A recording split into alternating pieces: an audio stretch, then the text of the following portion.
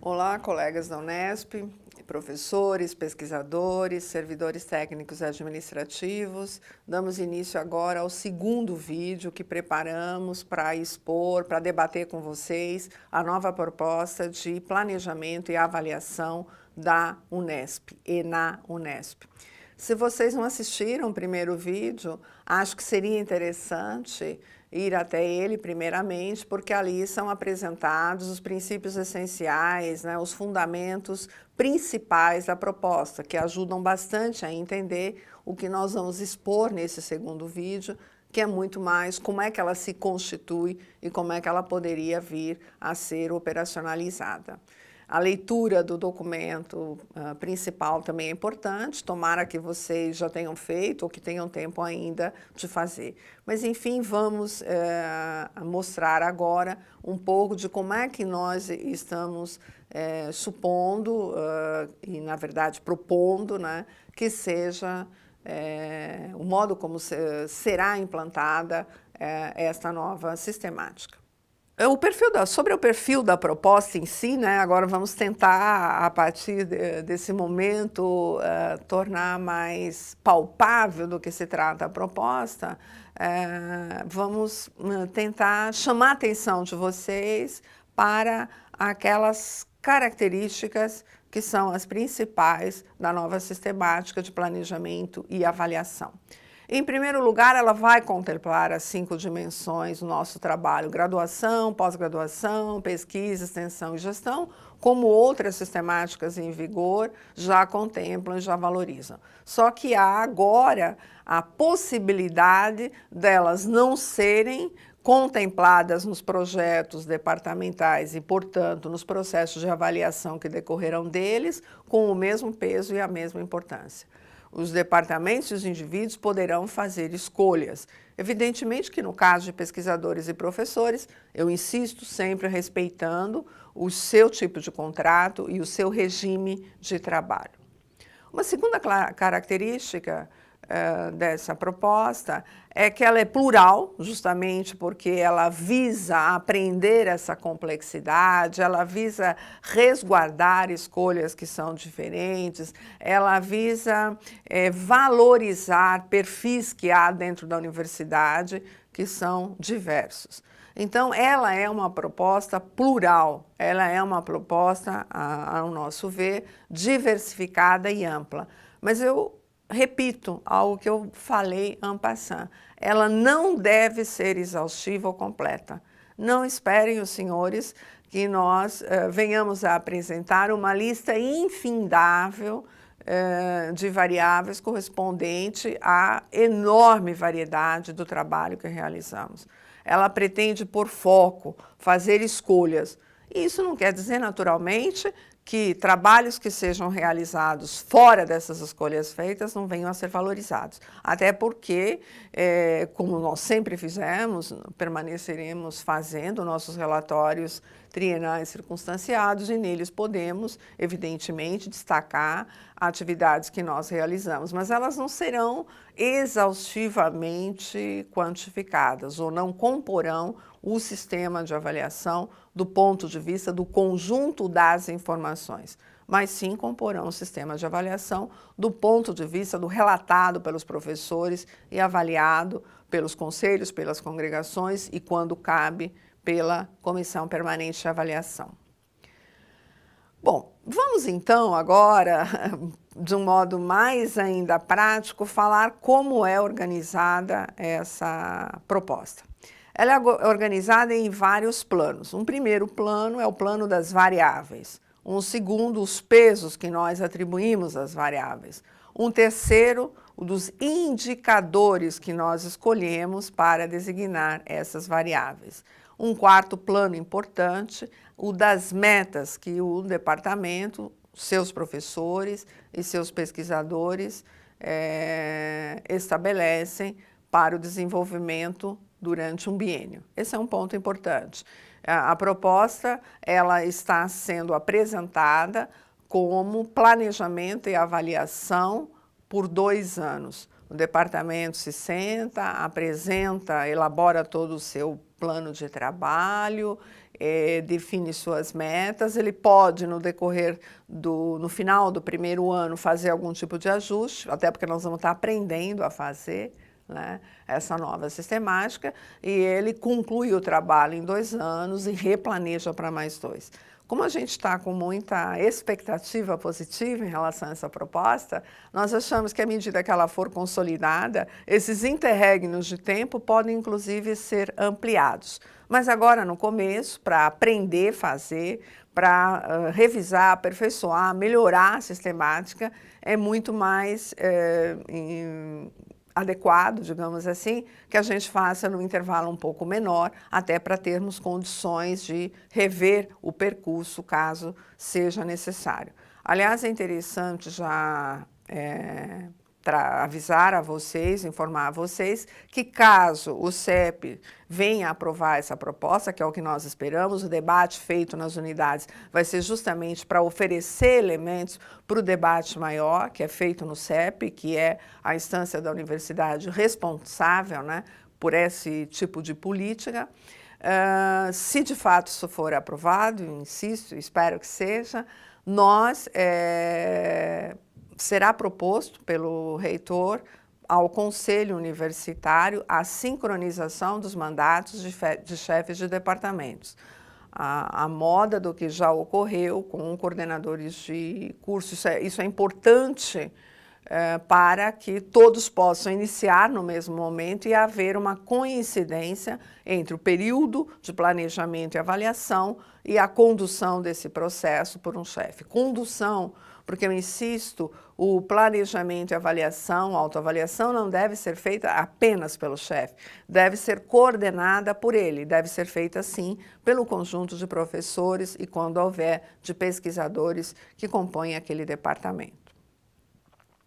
Vamos falar de como é que nós organizamos uma tipologia para as variáveis.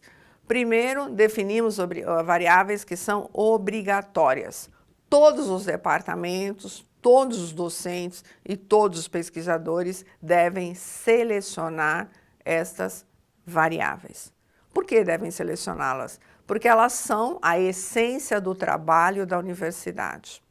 Elas representam aquelas que são as nossas funções principais e por isso devem ser respeitadas e devem ser realizadas por todos nós, segundo os nossos tipos de contrato e os nossos regimes de trabalho.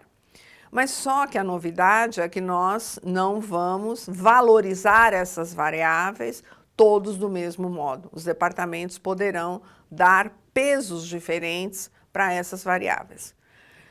Informo vocês que a sistemática ela parte da ideia de que cada departamento tem 100 pontos e ele vai no processo de planejamento distribuir esses 100 pontos. Dos 100 pontos, 60 devem ser destinados, no mínimo, às variáveis obrigatórias e 40 serão destinados às outras naturezas de variáveis. Quais são as outras duas naturezas? Uma delas, a segunda, portanto, da nossa tipologia, são as variáveis optativas. Nós estamos apresentando um rol e os departamentos podem escolher deste rol de variáveis a que eles acham que são relevantes. Aqui pode ser uma variável, pode ser 2, pode ser 3. Evidentemente que não convém, e vocês vão verificar que estatisticamente o modelo nem permite, que se escolham todas as variáveis. De novo, eu chamo a atenção, porque não queremos que a sistemática de planejamento e avaliação se refira a tudo que se faz na universidade, mas sim aquilo que o departamento considera essencial para o seu trabalho.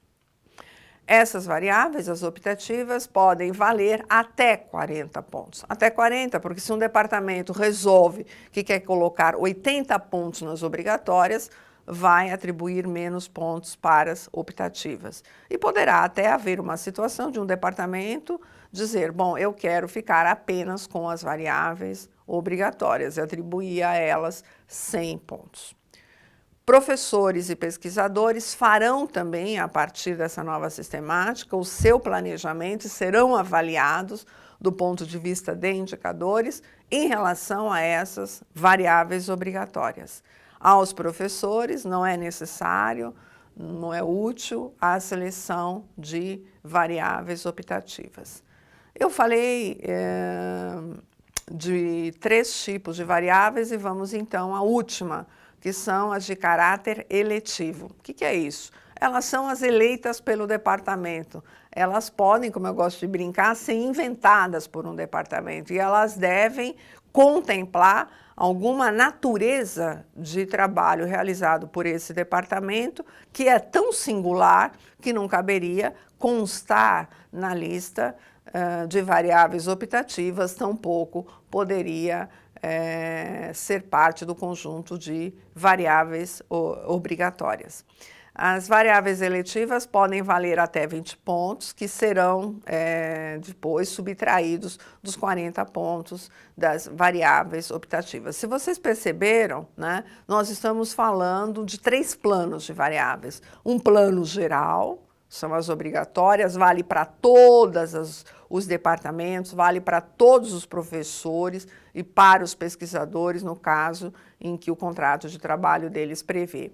Um conjunto de variáveis optativas que vão ser particulares àqueles departamentos que as escolherem, e ainda um terceiro plano que vai representar as singularidades, aquilo que é específico a um dado departamento e que é visto por esse departamento como uma atividade suficientemente importante e significativa a tal ponto que ela merece ser incluída no plano do departamento. O departamento merece e deve ser avaliado por essa atividade. Quais são as variáveis obrigatórias? Vamos tratar delas, né? Elas são, na verdade, 5 variáveis, 4 variáveis e uma variável controle, vocês vão ver a natureza delas.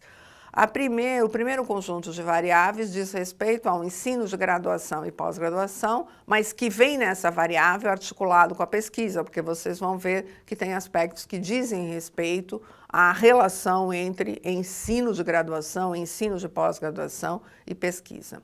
Ela vem enunciada em 5 descritores, eu não vou pormenorizar, eles estão disponíveis no documento que vocês estão recebendo, mas eu chamo a atenção que não se trata mais de perguntar quantas aulas o professor dá ou quantas aulas o conjunto do departamento ministra. Se trata muito mais de colocar foco. Qual é o número de alunos que esse grupo e esse indivíduo é capaz de formar? Qual é o número de alunos que concluem seus cursos, já que nós estamos constatando o problema da evasão como um problema que precisa ser enfrentado pela Unesp? Qual é o número de professores desse departamento que são credenciados em programas de pós-graduação? Qual é o percentual de alunos de graduação e de pós-graduação que estão sob orientação de professores ou pesquisadores desse departamento que realizam estágio no exterior? Enfim, um conjunto de aspectos que dizem respeito ao ensino de graduação e pós-graduação, mas relacionado com a pesquisa, em alguma medida também com repercussões no trabalho da extensão. A segunda variável obrigatória são os auxílios de ensino, pesquisa e extensão, que estão sob responsabilidade de docentes deste departamento, ou, no caso da avaliação individual, que estão sob responsabilidade do docente ou pesquisador em foco. Nós dividimos só em 2 grupos, os grandes projetos e os projetos menores, né? Estamos valorizando não apenas aqueles que são financiados por agências de fomento à pesquisa, mas também os que são financiados por outras instituições, por empresas, inclusive por alguns programas da própria universidade. Vejam bem, não se vai estabelecer, né, pesos e, bom, enfim, enunciar essas variáveis tomando como referência qual é o valor dos financiamentos.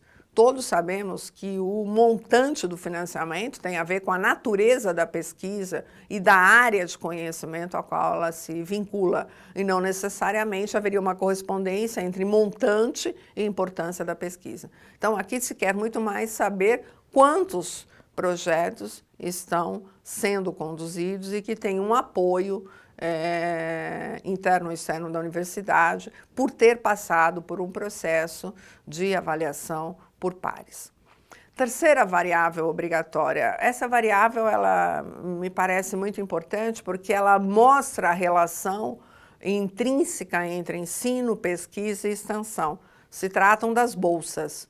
Quantas bolsas estão sob responsabilidade deste departamento, de seus professores, de seus pesquisadores, quantas se destinam à realização de pesquisas, que, aliás, no momento atual é a maior parte na universidade, mas quantas estão sob responsabilidade desses profissionais e visam o desenvolvimento do ensino e da extensão.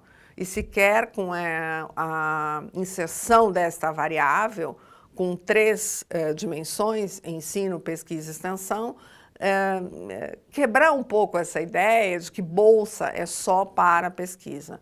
As bolsas podem ser também para o desenvolvimento do ensino e para a extensão, e queremos valorizar bastante essas duas dimensões. E não apenas valorizar, mas articular as três entre si.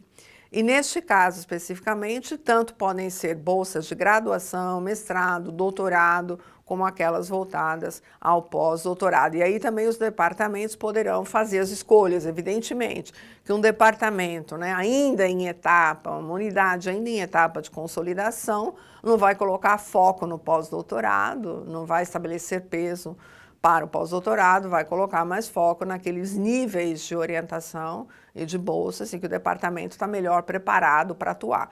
E o oposto também se pode dizer. Quarta variável é a produção intelectual nos campos de ensino, pesquisa e extensão. Aqui se adotou o termo produção intelectual, que é o termo utilizado pelo CNPq, portanto, entra aqui a produção científica, a produção tecnológica, a produção artística, enfim, todos os tipos de produção que são afeitos ao nosso trabalho na universidade.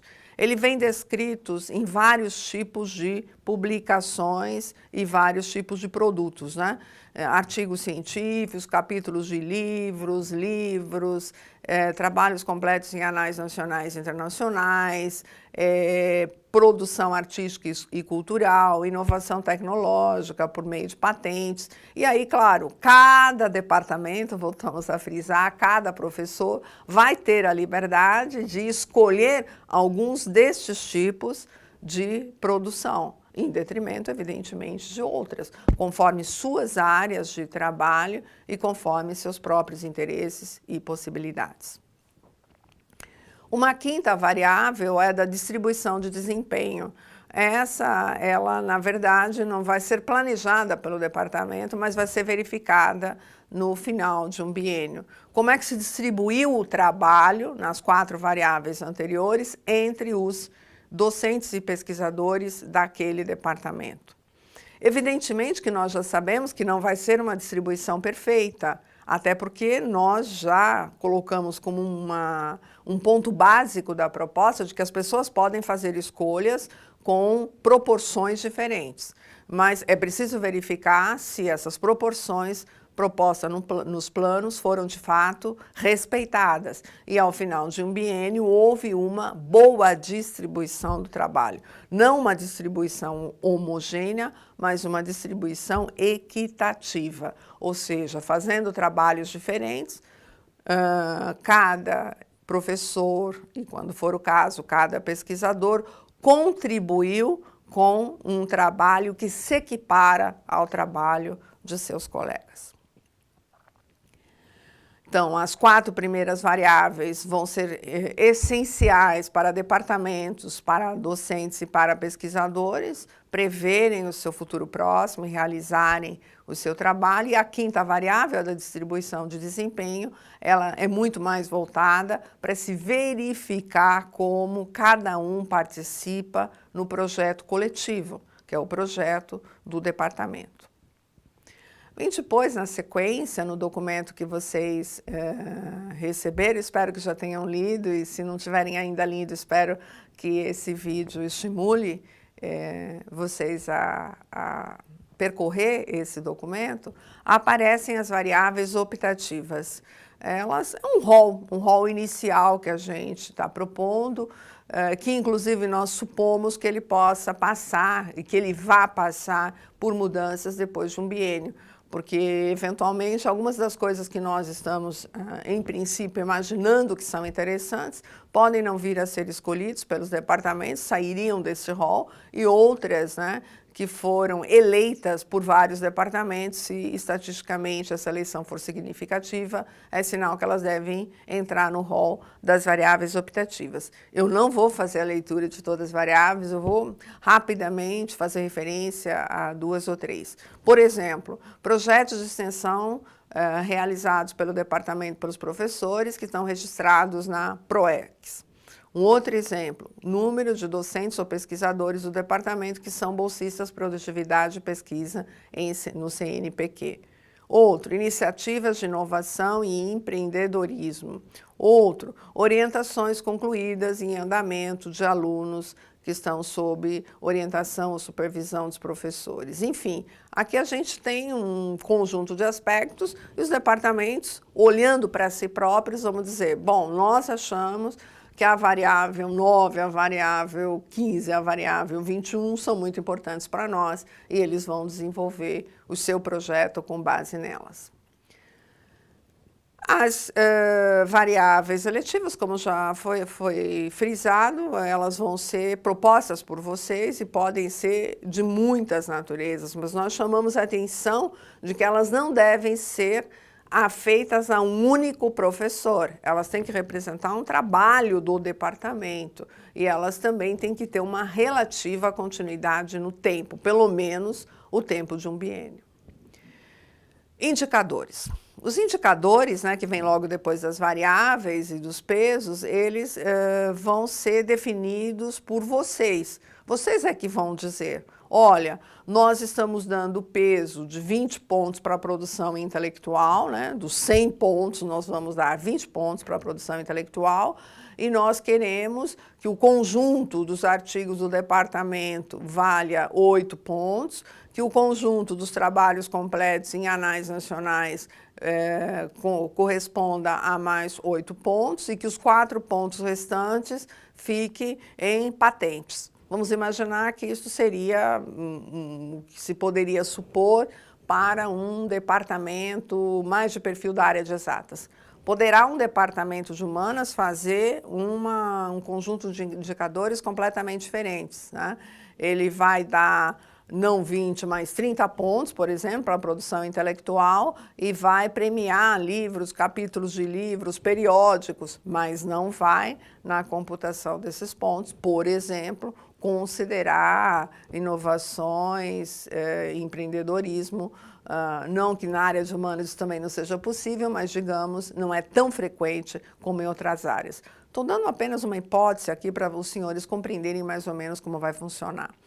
Os indicadores, eles vão ser expressos por números. Claro, eu estou dizendo, o departamento decide dar 20 pontos aqui, ou decide dar 30 pontos lá e tem que distribuir esses pontos. Mas os números, eu insisto, eles devem designar e qualificar, não qualificar, mas expressar numericamente aquilo que qualitativamente o departamento resolve fazer. Aquilo que qualitativamente é o essencial no trabalho do departamento. Então, essa relação entre quantidade e qualidade, ela tem que ser cuidadosamente estabelecida. Senão nós vamos ficar, na verdade, produzindo números que não têm por trás deles um relativo significado. As metas. Cada departamento, depois que escolheu as variáveis, atribuiu pesos, escolheu indicadores para elas, vai fazer as metas. Para elaborar esse conjunto de metas, o departamento deve fazer um levantamento do que vem fazendo, claro, partir daquilo que é possível se fazer. O departamento deve considerar quantos professores ele tem, pesquisadores ele tem, qual a titulação destes profissionais e deve, então, pronunciar essas metas. Como é que as metas vão ser previstas? Bom, o departamento pode escolher, ele pode dizer, olha, nós formamos, com o conjunto de professores que nós temos, né, nas disciplinas que nós ministramos, 1.100 alunos, e queremos, para o próximo biênio, chegar a 1.200, ou aumentar esse quantitativo em 10%.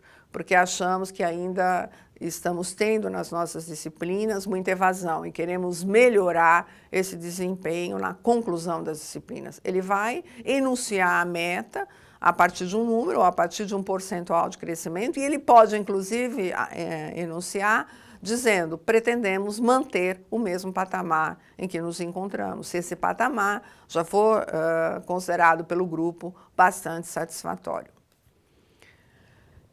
Eu não vou entrar em muitos exemplos com vocês, porque à medida que eu fiz a apresentação, a explanação, eu, de certo modo, já fui ilustrando, né, com possibilidades que se apresentam a vocês, mas eu queria me dirigir para a finalização desse vídeo, destacando, sintetizando aquilo que consideramos como os resultados que essa proposta deve propiciar.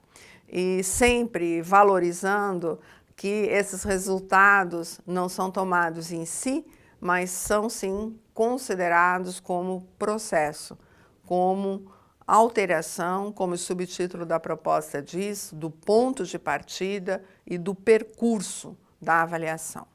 Então, vamos tentar sintetizar em 5 planos aos quais já me referi e que volto a eles. Primeiro, a nova proposta, ela vai nos propiciar uma autoavaliação, tanto do ponto de vista do coletivo, o conjunto do departamento, como do ponto de vista do indivíduo. Cada professor e nos departamentos que houver, cada pesquisador. Quer dizer, o que é que ele propôs e o que é que ele fez. O que é que o conjunto dos professores propuseram, o que é que eles foram capazes de fazer. E essa verificação vai permitir toda a reflexão sobre o quanto conseguimos ou não conseguimos atingir e o que é mais importante, por que conseguimos e por que não conseguimos atingir aquilo que previmos para nós mesmos.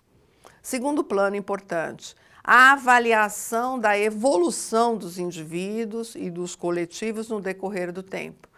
Se ela for aprovada, ela vai ser vivenciada numa sequência de biênios inicialmente, quem sabe depois esses prazos poderão vir a ser alterados pelo CEP, mas é justamente essa sequência de períodos que vai permitir que se veja, que se verifique, que se pratique uma avaliação no decorrer do tempo.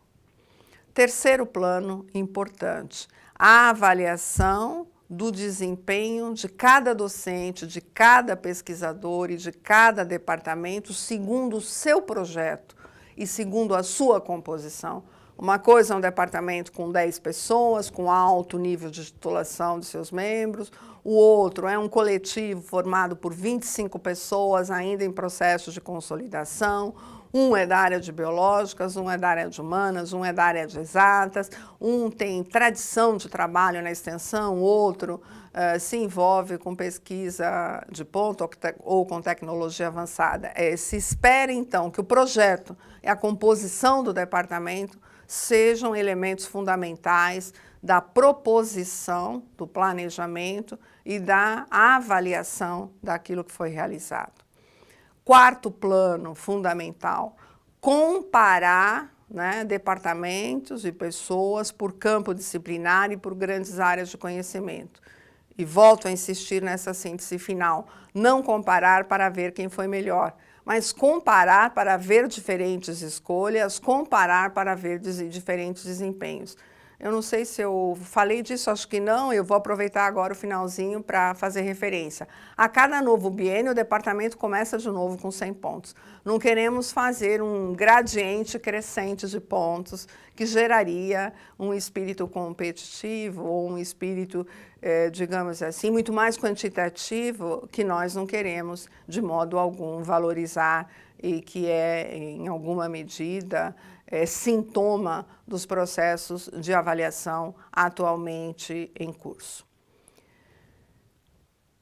Queremos, além dessa avaliação por campo disciplinar, por grandes áreas de conhecimento, valorizar um quinto plano, que é a avaliação interna Unesp entre ela e as outras universidades brasileiras ou do mundo, às quais nós desejamos nos comparar.